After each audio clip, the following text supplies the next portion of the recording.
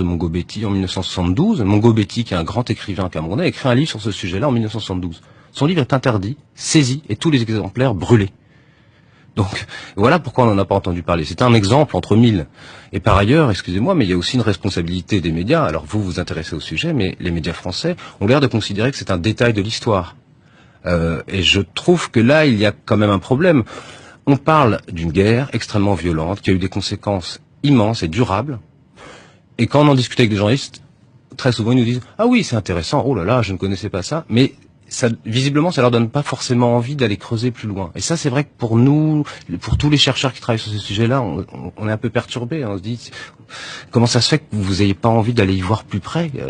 On a écrit des centaines de pages sur ce sujet, pas seulement nous, hein, des chercheurs américains, comme je disais, des dizaines d'écrivains camerounais, de romanciers, de chercheurs. Et bizarrement, dans les médias français, c'est un détail de l'histoire. François Hollande parle de répression.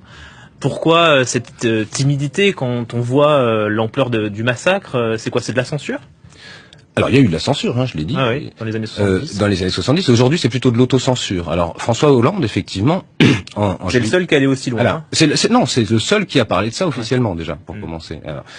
Alors, effectivement, en visite à Yaoundé en juillet 2015, il a dit qu'il y avait une répression des événements tragiques après l'indépendance, etc. Un discours extrêmement flou. Alors, si on est positif, on peut dire bon, c'est bien, c'est la première fois que les autorités françaises reconnaissent qu'il s'est passé quelque chose au Cameroun, tant mieux.